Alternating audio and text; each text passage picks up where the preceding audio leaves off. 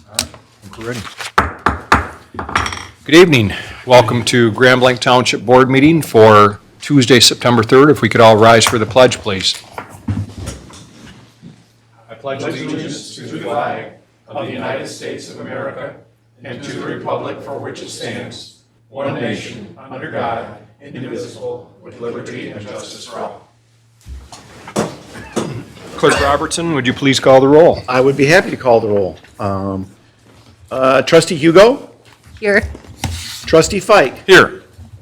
Trustee Raritan? Here. Trustee White? Here. Treasurer Kilmer? Here. Myself here. Supervisor Bennett? Yes. 7 members present, a quorum. Thank you. And now I'll entertain a motion for approval of the agenda. Mr. Fike makes that motion, supported by Mr. White. Motion by Fike, supported by White on the agenda. Trustee Raritan? Yes. Trustee Hugo? Yes.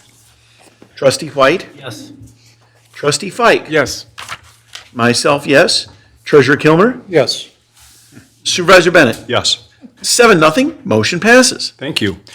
And now we will open the floor for public comments, and we have 2 individuals that have filled out the public comment card. And first up is Ms. Amanda Odette.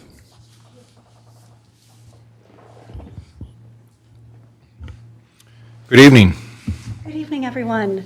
It's good to be back. It's in a different room than I was last time, but I promised you I'd be back, and here I am. As most of you know, my name is Amanda Odette. I'm running to be your next Grand Blanc District Court judge. I live here in Grand Blanc Township, as I mentioned before, with my husband, who is Mike Odette. He's the undersheriff for Lapeer County.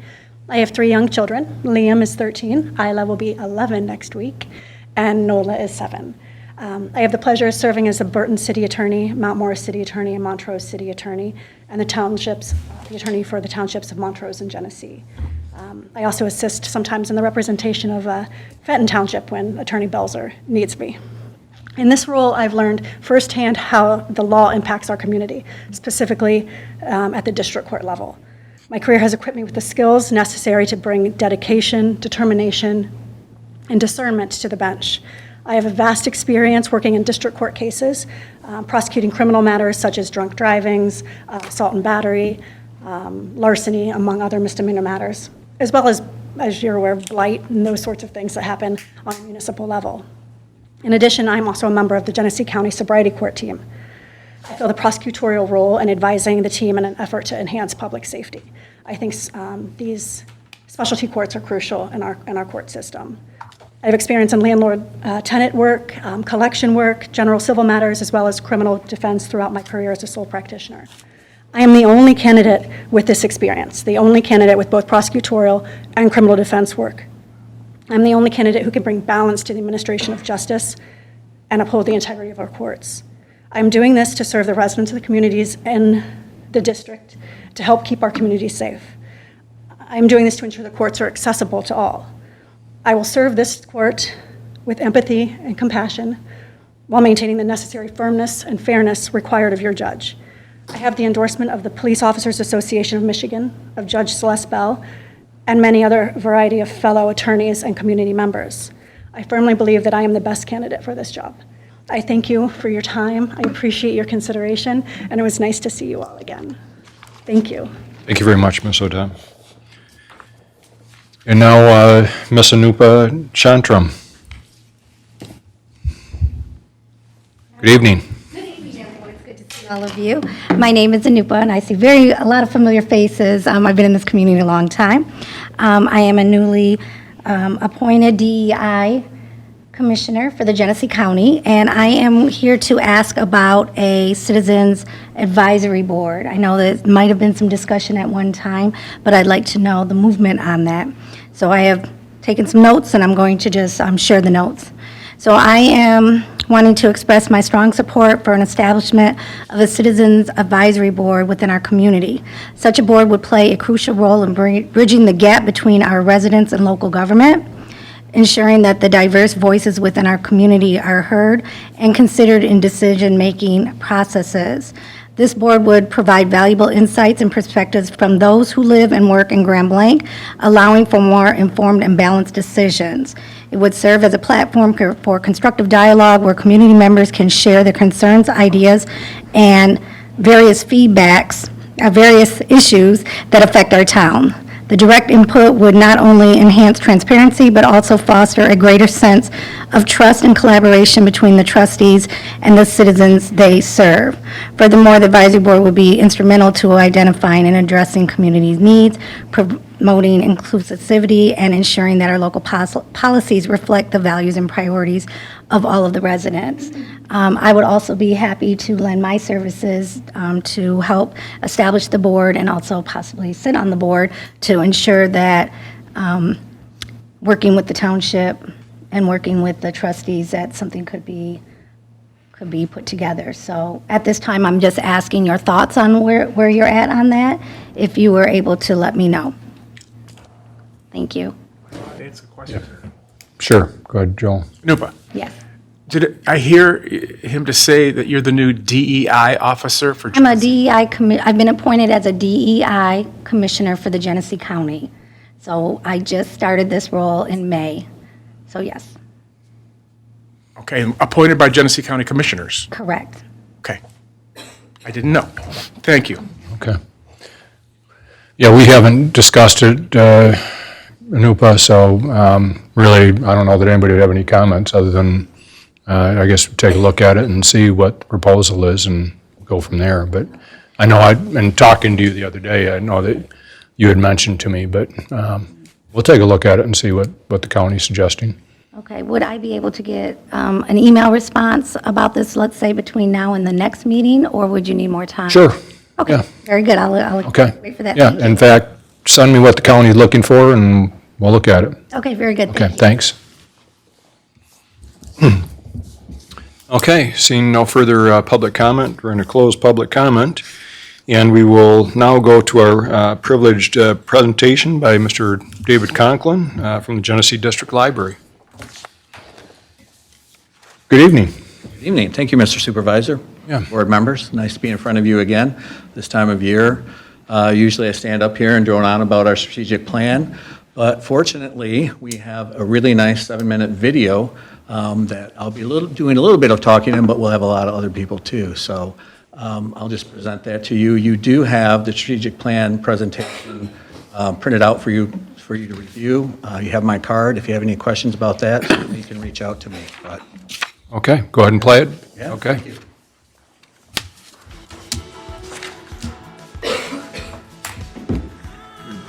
Libraries are constantly evolving. Gone are the days of card catalogs and shushing librarians. In their stead are digitized platforms and bustling community hubs. Well, libraries are a center point of every community because they're a great equalizer. They are open and free to everyone, no matter who you are, no matter what you want, no matter what you like, no matter what your political affiliation is. Libraries, we're here to serve you. I have been coming to the Genesee District Library since I was 8 years old, and we had just moved to the area. My mom and I came in here because it was a place that felt comfortable, like it was a place where we could go where we didn't have to spend any money. And I remember actually coming down into this basement, and they were offering a French class, and I started learning French at 8, and some of these kids ended up being in my class at school, and they became some of my lifelong friends. And ever since that very first class, I have been a patron of this library, coming here. One of my daughters even wants to work here. So the enrichment that the library has brought me has just kept going over the years. It's like it snowballs and it changes with me as it goes. There's so many times when this library particularly has been a keystone in my life. But then as an adult, I started bringing my own children here. And the classes that they offer have always seemed like they were right on track with my girls. Having that love for the library has made us better readers, brought us closer to each other, and it's brought us to our community because we've met so many people here. So the library has enriched my whole family's life since we moved to Fenton. Libraries today meet the needs of people at every stage of life. Job seekers, new parents, children, students, empty nesters, homemakers, entrepreneurs, hobbyists, retirees, the homebound. Libraries offer free access to a wealth of both physical and digital items to educate, inform, and entertain. The Modern Public Library is a community hub. We offer a lot of programming for people covering a wide variety of ages. We have book clubs, we have Girls Who Code programs. Recently we did a history of the Kellogg Company. So anybody around the county could zoom into that and watch and listen and ask questions. The Modern Public Library is about connecting people to people. We really try to enrich people's lives through these different types of offerings. Libraries have one foot in the future, one foot in the past. We've got patrons that want us to be quiet reading spaces with books for them to choose from, and we've got people that want access to the internet. They want to have space to meet with their HOA groups. We've got podcasting booths, maybe a few less books, and a lot more spaces for people to meet, use their technology, and maybe be introduced to technology that they didn't know was out there.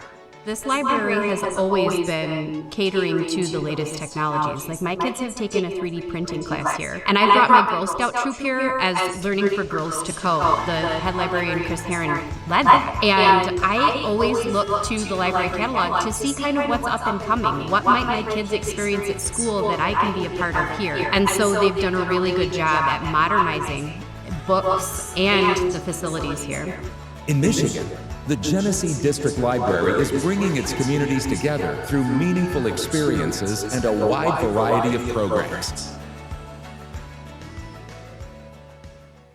Patrons can connect, learn, and grow with programs like 3D printing, yoga, technology, cooking, gardening, literacy, fitness, and concerts. The Genesee District Library is a 19-branch library system in Genesee County, and some of our buildings have been able to incorporate different areas for technology, like we have a retro media station, but some of our branches are smaller and they're in redefined spaces, like our Gaines branch is in a Gaines train depot, the Linden branch is in the Linden Old Mill, and our branch here in Fenton is in a former post office. I've been a librarian for 30 years and been involved in a lot of different programs, children's programming, magicians, and that kind of thing, to what we've done recently with our seed library. We reach out to like 8 different organizations and they donate seeds to us. We repackage them into smaller offerings and people are able to check them out for free. Another kind of fun thing that we've done recently is we host trivia night, and that's virtual. So people Zoom in and answer trivia questions, and we call it Are You Smarter Than a Librarian? The Genesee District Library takes great pride in that we listen to our community through their feedback, through surveys, through feedback, programs that we've already had, and we also have our frontline staff that are in touch with our patrons every day. They may have a special interest in a particular topic and they may do programming, and those are usually the most successful programs.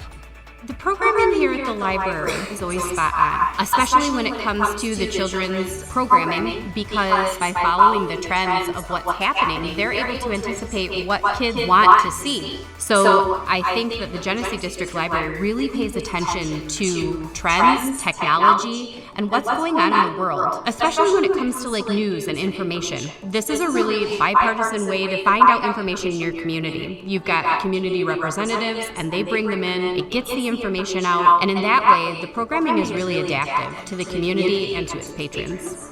Whether you want to visit in person and connect with your community, or access digital items from the comfort of home, you can enjoy over 13 million items, including ebooks, audiobooks, movies, television, music, magazines, comics, and graphic novels available for your convenience 24/7. We offer quite a bit in our way to assess the digital divide between our traditional kind of e-streaming offerings of Libby and Hoopla. We also have a retro media station where people can transfer their old formats into digital formats, and we also have a sanitizing and charging station where people can clean their phones and charge their iPads. Genesee District Library has a strong relationship with our municipal partners throughout the county, and we work with them hard to make sure that we not only provide our regular shelving and traditional access to books, but also access to technology, the internet, different spaces like podcasting booths and the like. I've been in libraries for 34 years, and the librarian's dream is not any different now than it was then. And that's to have something on the shelf that every person who comes in the library wants, something on the shelf that they need, and something that they discover in the library, and they're so glad they did. People's needs change. Libraries change to meet them. For more information, visit thegdl.org.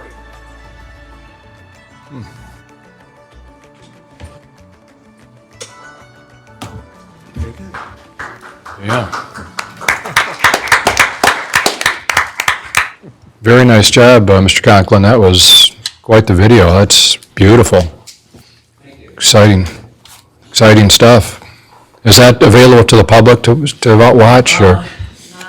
There's a little bit of caveat to that. It may be appearing on PBS throughout this year. Okay. We'll see if we can get it up on a website or maybe a YouTube channel or something like that. Okay. Maybe different versions of that actually might be on broadcast television commercial. We still got to work those details out. Okay. Well, it's very well done and looks like really highlights the significant role you guys play in our communities. So thank you. Any questions for Mr. Conklin? Okay. I'd like to make a comment. Sure, go ahead, Mr. Kilmer. People realize the extent that the library gets used. I'm very familiar with the McFarland Library here, but the usage is tremendous. Yeah, I think it's a misnomer. People think, well, because of the internet, the library isn't getting used much these days. I've actually heard that as well. And actually, it's probably being more used today than ever, I would guess, right? Well, the online part has really taken off, so some of the physical stuff is trending down a little bit, but we're finding that we're a community hub. We're not just, a place for books. We've got people coming in for all kinds of reasons. They're coming in because they need access to the internet, because they're putting in a job application and they don't have a paper job application to fill out. They said, fill out our application online. Well, if you don't have access to online services or a computer, you can't even fill out an application. Some state of Michigan services are only available online as well. So we really play a lot of different ways. We play crucial roles in the community. Very good. Okay, thank you, Mr. Conklin. Thanks for the great work, too. Consent agenda. Okay, now we will move on to entertaining a motion to approve the consent agenda. Motion by Ms. Hugo, support by Dr. Reardon. Supported, motion by Hugo, supported by Raritan on the consent agenda. Trustee Fike? Yes. Trustee White? Yes. Trustee Hugo? Yes. Trustee Raritan? Yes. Treasurer Kilmer? Yes. Myself, yes. Supervisor Bennett? Yes. 7-0, motion passes. Okay, thank you. And now we'll move on to new business, and the board will consider a motion for the purchase of 20 flock safety Falcon cameras and authorize the Township Superintendent to execute all documents and contracts. Good evening, Chief Rennie. Good evening. So first off, I'd like to give a couple success stories on these cameras. We've talked about these before at these meetings, and actually, believe it or not, I had these being put on my board report to be submitted at the next board meeting. But while I have the opportunity, I figured I'd just tell you guys in person. So several weeks ago, just this past month, our officers received an alert through a text message. So whenever a vehicle passes one of these cameras and it's associated with a wanted vehicle, our officers get a text alert. It came right to the officer's phone. He immediately leaves the office to intercept that vehicle.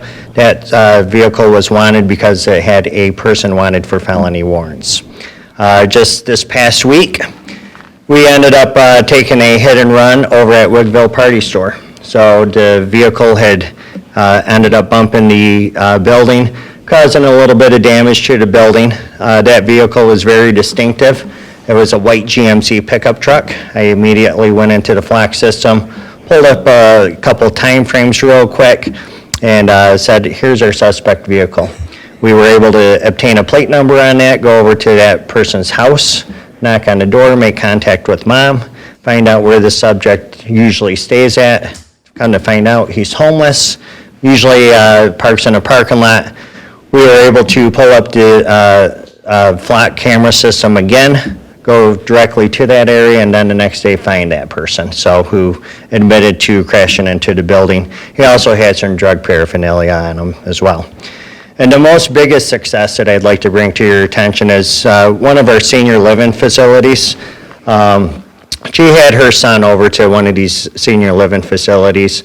The son goes in there, steals right around $60,000 in cash from the room, along with jewelry. So she says, you know what, my son just left. He has a substance abuse disorder, addicted to crack cocaine.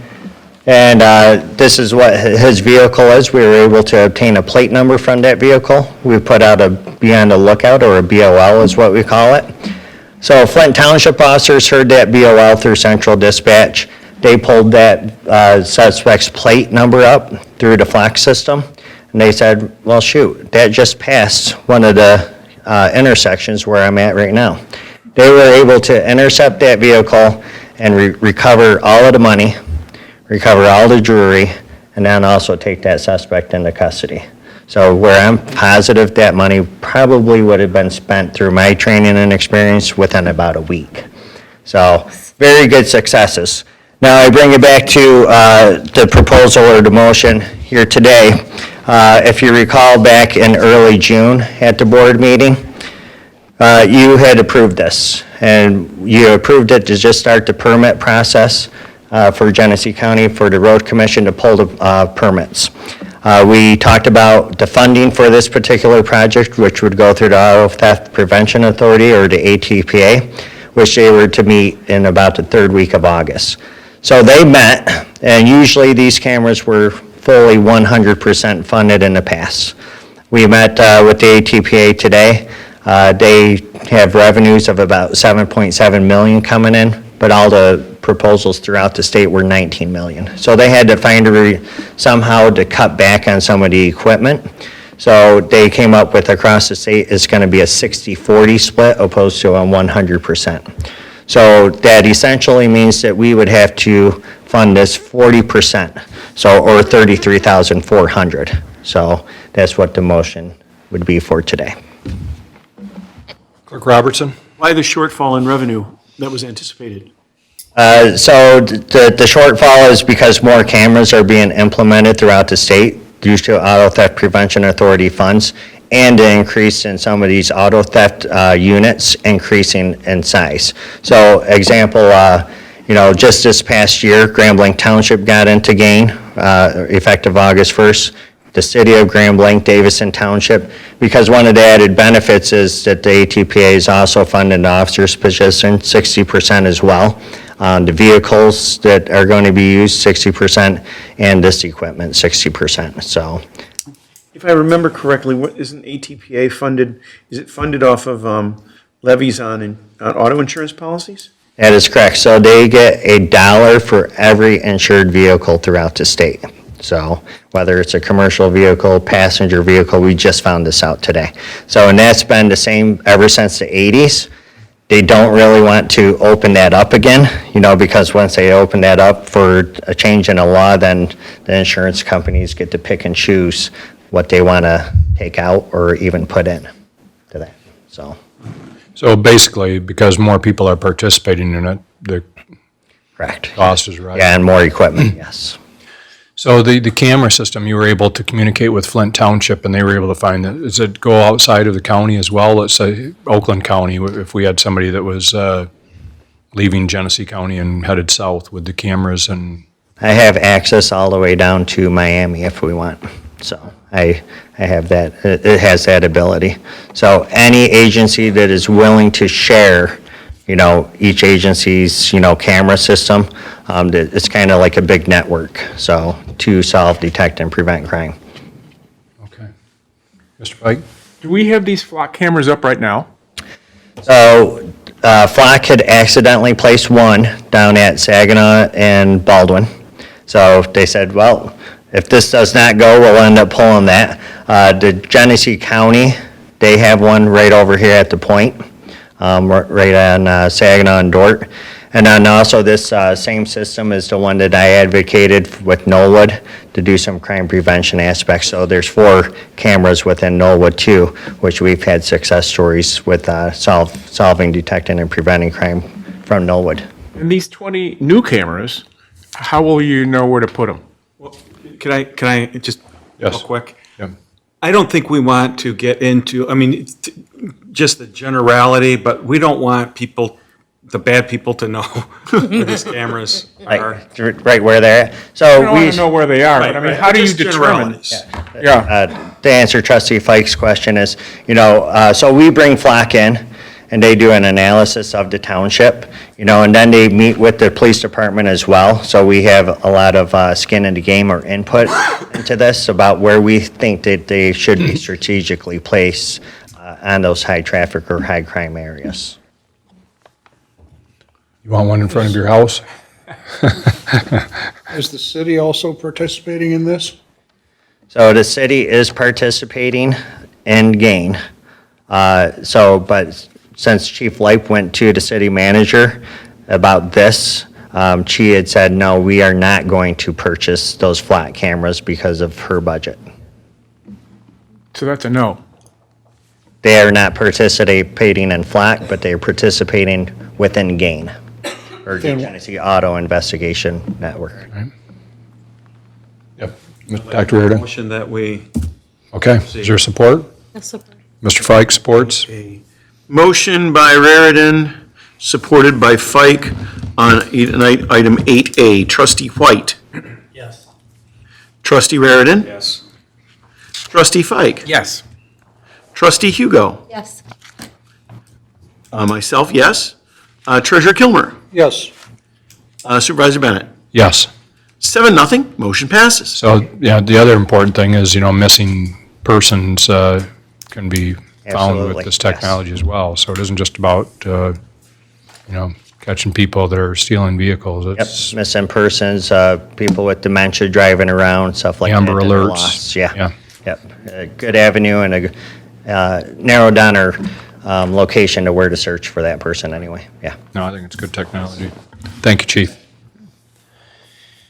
Okay, moving on, we will go to item B. The board will discuss the 2025 general fund and special revenue fund budget review process and timeline. Everybody got an emailed copy last week, and just for the public, you can see the how thick these two budgets are. It's approximately about $60 million budget that this board oversees and that Mr. Lemet works with the department heads to put together. There isn't very much wiggle room within this budget for any kind of frivolous spending. I think pretty much all the money that we have is committed, and when I hear people saying, we should build this, we should build that, I think one of the things to keep in mind that, some of the more critical things that we prioritize, and I know I tell people, our board agonizes over prioritizing where this money goes, right? But our police, our fire, parks and recreation, and then paying down legacy costs. We've been very successful in paying those down over the years. We went from our post-retirement benefit, being funded at, 13%? All the way up to a 95.5%. And that doesn't happen by spending money on wish lists. That comes together by paying attention to this budget, hiring more police, hiring more firefighters, building a new fire department without raising taxes, putting a $500,000 playground in without adding taxes, putting in $1 million pathways without raising taxes. So bottom line is that we appreciate the work, Mr. Lemet, you put into this with your department heads, and I know that it deserves much attention and appreciation for the work that goes into this. So with that, we need to figure out what our timeline is going to be for reviewing this, and the state requires a few things of us, and the reason why everybody received the email last week was one of the requirements was being fulfilled by getting it out to the board before September 1st, right? Correct. Go ahead, Mr. Lehman. So the law requires that you guys receive the budget by September 1st every year, since we have a calendar year, fiscal year, and that's why it goes out electronically. You do have the hard copies now, like Supervisor Bennett has said. Generally, we take and give the board 30 days or 4 weeks or so to give yourself the opportunity to familiarize yourself with what's in the superintendent's proposed budget. And again, the process started in July with the department heads, putting their requests together.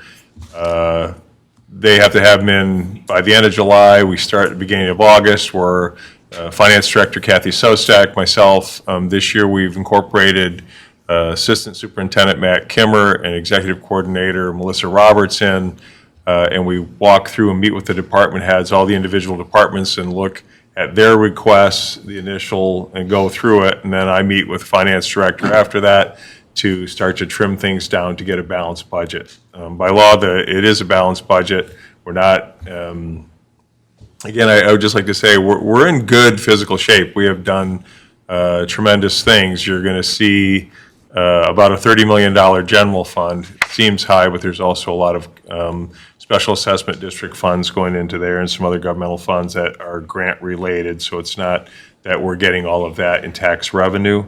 But you're going to see the slight increase that came in from our property taxes, with personal property taxes. That's great. That means we're growing. And again, the state had a 5% increase on taxable value that was passed along last year as mandated by the state treasury.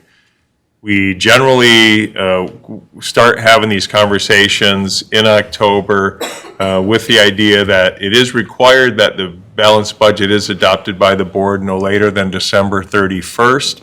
Because it's an election year, and a lot of times we'll adopt it in December, but again, all of your seats are up for grabs in the infinite wisdom of the state when it comes to township government. Every seat could really be replaced. That's always a concern for us, especially as your budget manager, with the, potential of new board members coming in who have, little knowledge or experience when it comes to it.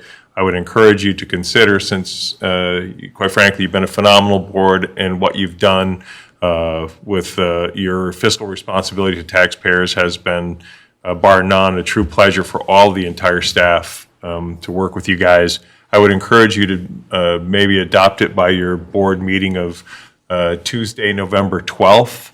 But at least if you guys would consider that, and if it doesn't, it'll move forward. The new board can always adopt it. It has to be adopted, but it'll be awful hard for somebody who takes office on November 20th to come up to speed on budget adoption before the end of the year. Not that it can't be done. And I would propose that we hold the public hearing on tax levies for Tuesday, October 29th. That will give you plenty of time to get your questions answered. Again, we can hold special meetings, or we can do what we've done in the past, and we dedicate a portion of every meeting, starting in October and through November, to an area of the budget for board's discussion and consideration, so you can provide us the feedback. I'm delivering it. You'll notice in there, you'll see the department head's request, you'll see the supervisor or superintendent's recommended budget, and then we await for the board's recommended budget. So this is your opportunity to make sure that we're funding the things that you had in your strategic plan, that you are funding the things that are important. One of the things we always like to say is there's a few things that the board is responsible for that you absolutely have to do by state statute, and that is you need to assess values, property values, you need to collect taxes and disperse them, and you need to hold elections. All of those are mandatory actions that you have to take. We'd like to pretend that the rest are discretionary, but I think that your residents would disagree that law enforcement is discretionary or that fire is discretionary. It's how you guys want to deliver those services. You'll also hear, because it's an election year, a lot of competing interests. And we hear all of those, whether it's put a new splash pad in. By the time we run water, sewer, and put the splash pad in, we're probably a $2 million investment or more. Would it be awesome to have? I agree, it would be. But do we have the funds to do that right now? You've got a new building for the fire department that's going to have to start making payments on in 2026. So we want to have those considerations as well. Just look at it overall. Again, I would just say I'm very pleased with the request. I'm very pleased with the taxable value growth here in Grand Blanc Township. I think we have the money to do the things we want to do, and I want to commend the board because you've stayed focused through your strategic plan on making sure that the long-term financial viability of the township is paramount. It's number one. And you have done that by taking the additional funds we have and putting it into getting rid of legacy costs. Thank you to the employee and the union groups who have worked with us so well on making the tweaks that were necessary to address pension costs and retiree health care costs. Without those, we wouldn't be where we were at. But we're 73% funded now in the police defined benefit pension plan. The plan is closed. We saw some increase, about $340,000 this year. I told you when we closed the plan that our costs would go up. Our annual required contribution would climb because we're going to have less people paying into it. And we're taking on more of that responsibility. Our costs went up about $346,000 more this year than it had the year before. But that's exactly what we thought would happen. It will go up again next year. We have to be financially prepared to address that. And I think we are. A big part of it is getting those legacy costs behind us so that we can talk about reducing taxes or putting more of the amenities in. And just a reminder for folks, we hear all of your requests. Just remember, it's really tough to give you city amenities with township taxes. We have a low tax rate. When you're paying your taxes and you add up the entire years, 17 to 18% are really to fund township operations. All the rest goes to county taxing agencies. But I'm excited with the proposed budget. I think we can accomplish a lot of things. You're going to see some big capital purchases in there. We've got some grants that we're waiting on to hear, especially out at Bicentennial Park. That's probably over $1 million. And if we can get the road and additional parking out there, that would be huge for us. But a lot of those are to wait and see. I think if you take your time and go through it, there's only one new position that was created. That was a request by Chief Rennie that asked for an additional patrol officer. I did okay that position because the financial impact was minimal with us providing the officers. You'll see my narrative, but we have 3 SROs now, school resource officers. Those are funded at 60%.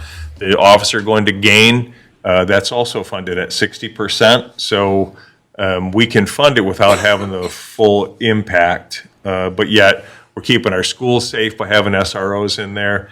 And this is a new venture for us in that gain, but it does free up our detectives who spend a great deal of time. We only have 4 detectives. They spend a great deal of time on automobile larcenies and stolen vehicles. That will get assigned to that officer who's assigned to gain. It takes some of the pressure off our detective bureau and allows them to do other investigations that are equally important if you're the person who's the victim of the crime. Right.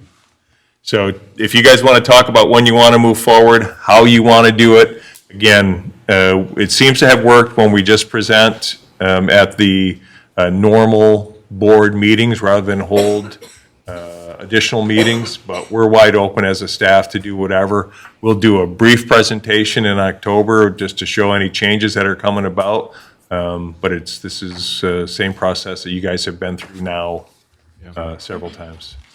I think we found trying to bring our board together for another meeting might be tough, but I think taking it in pieces over the course of the next month might be helpful. I don't know, what's the consensus of our board? That's fine with me. Everybody want to try just fitting it into our regular board meetings? So I would recommend that the first meeting in October, then we'll kick off and we'll do a brief presentation. As you guys go through your budgets and questions come up, don't hesitate to reach out to me, to Finance Director Kathy Sostak. Any of our department heads would be happy to answer questions if it's concerning their specific budget, because we want to make sure that we're getting as much information as you need to make the decisions to move it forward. Just since you brought up the SRO officers, is the school, any change in funding from the schools for the SRO officers this school year or no? Because I think their funding was reduced, was it not? We have a 3-year contract with these schools. All right. And each year it's built for an increase. I want to say this year, right around 52.5, somewhere in there is what we're I going. think the school's funding was cut for it though from the state, I'm not sure, but. Yeah. Okay, all right. Okay, we will plan on following that schedule then for reviewing, so everybody has their paper copy as well as the the online. Oh, yeah. I would encourage you to look at it on your computer as opposed to your phone. It might be a little bit challenging unless you have a really big phone. Future agenda. Okay, items, Mr. future agenda items, Mr. Lemata, anything you want to bring up there? I didn't have anything on your strategic plan. I thought we would be focused on the budget, but we can certainly review the strategic plan for your September 17th meeting. Also on September 17th, you guys will be having a consideration of the DPW and fire station from our construction manager, Frank Rewald and Sons, on awarding those bids. Obviously, that's a very long process. We start tomorrow on bid review at 7:30, goes from 7:30 to 5 o'clock. Every half hour, we have another one of the bids, subjects to review. We invite the people in, we do it through Teams meetings, and we have, I think, 3 or 4 days of that scheduled. They'll have it done and the award to you. You'll also, at that time, have some consideration through bond counsel and our municipal financial advisors, Benzinski and Company, on issuing bonds to pay for the building construction. I'm very happy to say that the bid openings came in considerably under what were anticipated. So after going through KCI, and remember the sticker shock that we all received going through that, having these bid openings come through on the buildings, very, very excited, because obviously we still got to wade through all of these and hold all these meetings to get through it. But it looks really good. There was a tremendous amount of competitive bids. People want to build this project with us. That's really exciting. I think we're going to see a realization of costs coming down on it. And then it will just, I think will also be very attractive on the bond market when we go to sell the bonds. Very good. It's very good news. So I think for future agenda items, I think we're pretty well set for I should think so. topics that we'll need to discuss. Board reports, anything, Dr. Reardon, Ms. Hugo? Our next meeting is Thursday this Thursday? week. Yep. Okay. Treasurer Kilmer, anything? Sure. Clerk Robertson? Nothing to report, Mr. Supervisor. White? Mr. White? Okay. And is a motion to adjourn in order, Mr. Supervisor? Not yet, but That's why I put it in question form. one of the interesting things, formerly Maplebrook Apartments went over to a ribbon cutting in the last week or so, and they changed the name to the Residence, and really doing a big upgrade to the apartments there. It's where I first moved when I was blank, but it looks very good, and it looks like they're spending some money on the place. We've got several car washes that are under renovation, one on the corner of Grand Blanc and Fenton Road, as well as the one on Dort Highway near Wigville. That I've heard that they're putting $700,000 into each one of those car washes, into touchless systems. We also have the Tommy's that's going in right on Saginaw Street, so which is a national chain that has a membership. So we'll be set with real nice new car washes here in the next couple of weeks or months. Mr. Laddie, anything to report? Okay. Mr. Lemata? Ongoing negotiations with your full-time firefighters union, they're going well. It's just been a longer process. We have 3 more days scheduled through September. I hope we don't need all 3 days, and I hope at your next meeting that we're going to go into a closed session to discuss moving that thing forward and approving a tentative agreement, but that all depends on how the process carries out over the next few meetings. I didn't warn Ms. Roberts in advance, but Ms. Roberts, can you say a few words about our upcoming ribbon cutting and kickoff for our pathway plan? What's that? I'm catching her on the spur of the moment. I didn't prepare her for this, but I'm thinking we need to tell our board about this, so Yeah. might as well so tell on the public. Thursday, sorry. That's all right, go ahead. Thursday, we're going to have a pathway kickoff, and we are trying to get some support for the Iron Bell Trail which is pretty exciting. We're a little short on funds. This is something that we're working through with the Genesee County Parks Rec and Metropolitan Planning Commission, and have come up short in funding, unfortunately. And so this is our kickoff. Michaela and I are furiously working on some documents right now to different ideas for funding, and we're hoping to really get this kicked off on Thursday at 5 p.m. And Scott's going to speak. The Grand Blanc Grid will be there. We're going to have a bike ride. We're going to go from the Perry House. It's at the Perry House at 5 p.m. They're going to go from the Perry House down to where the new trail will start and back. So it should be very fun. So if you're available, we'd love to have all of you. And bring your bike. How long is that? How far of a distance How is long of that? a bike ride is that? It's like 1.5 miles. Yeah, it's not very far. Anybody can handle that. Most anybody. Even me. Right. The plan is that maybe eventually we would have a trailhead maybe at the Perry House property, since that'll be right on the Iron Bell Trail maybe. I know we haven't fleshed it out completely, but that pathway will go all the way out to Goodrich, but it's also, like I said, part of the Iron Bell Trail, so it will eventually go all the way down to Belle Isle, right, and go all the way up to Ironwood, Michigan, which is in the northwest corner of the Upper Peninsula. So it's on a major trail network. We're trying to get our partners around the state to finish their sections of that pathway, but we're hopeful that, I think the county came to us needing about $700,000 or $800,000 to finish the portion of the pathway on Perry Road, where it stops right now at Mancour. Everybody knows where Sunrise Nursery is. It stops there, and we want to finish it coming into the city of Grand Blanc. And yes, Mr. So Pike. this Thursday thing, a kickoff, that is to say what? Hey, we need money for this, please help. It's a celebration of our pathway network. Oh. We never really had a ribbon cutting for the Dordt Highway pathway. yeah. And so that we're celebrating that, we're celebrating this, we're celebrating that our Cook-Embry pathway is going to be starting next year. So there's a lot of exciting things happening in Grand Blanc Township. Absolutely. Okay, thank you very much, Melissa. Okay, I think with that, I'll entertain a motion to adjourn.